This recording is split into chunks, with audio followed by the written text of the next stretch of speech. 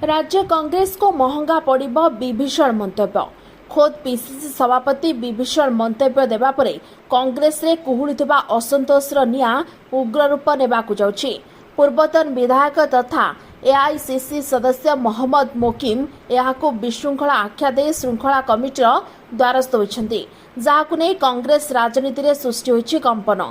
किछि मास परे पुणी राज्य कांग्रेस आरंभ होइछि कंकड़ा नीति माने गोड़चना।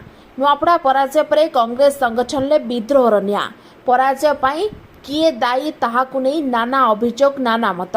कांग्रेस नेतांक मध्यरे किए विभीषण ताकु नै 5 दिन हेबो जोरदार होइछि बागयुद्ध।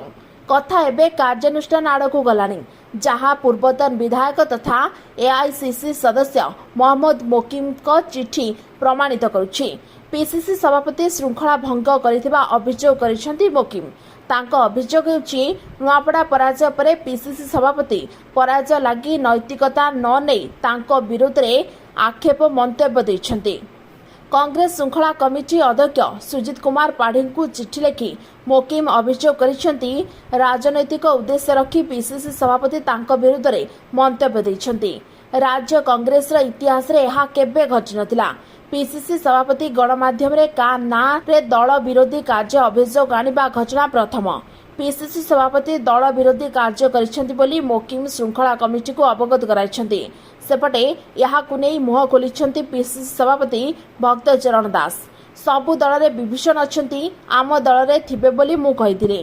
कटक रे हिंसा कारणरू मोहम्मद मोकिम को स्टार प्रचारक तालिकारु बाद दिया जाइतिला बोली पीसीसी सभापति कहिछन्ति। भक्त मोकिम विवाद रे दलर वरिष्ठ नेता माने सीधा सड़क न हेले भी परोक्ष रे भक्तों को तेरछा पाण मारिछन्ति। वरिष्ठ नेता आनंद सेठी कहिछन्ति जे जेते बड़ नेता हेउना काहेकि श्रृंखला भंग करिथिले कार्यानुष्ठान हेबो। दलर संविधान अनुसार कार्यानुष्ठान नियाजिबो। पूर्वतन पीसीसी सभापति जयदेव जेना कहिछन्ति चिठी नै मोहम्मद मोकिम और पीसीसी सभापति सह आलोचना करिबे। विभीषण मंतव्य पीसीसी सभापति काहेकि कहिछन्ति ताहा से जानिथिबे। नुआपड़ारे किछि नेता विभीषण भूमिका निभाइछन्ति बोली कहिछन्ति वरिष्ठ नेता अमर प्रधान। किछि मासर नीरवता परे कांग्रेस रे पुणी आरंभ होइछि चौकी पाई लड़ाई। यहाँ मूलदुआ नुआपड़ा पराजय परे सामना को आसिछि। तेबे भक्त और मोकिम को कड़ी आगकू कांग्रेस रे की रूप नउछि ता देखिबाकू बाकी रहिला। Bureau report OT live. अधिक खबर देखिया ओटी लाइव को सब्सक्राइब करंतु एवं एई खबर को अधिक शेयर करंतु।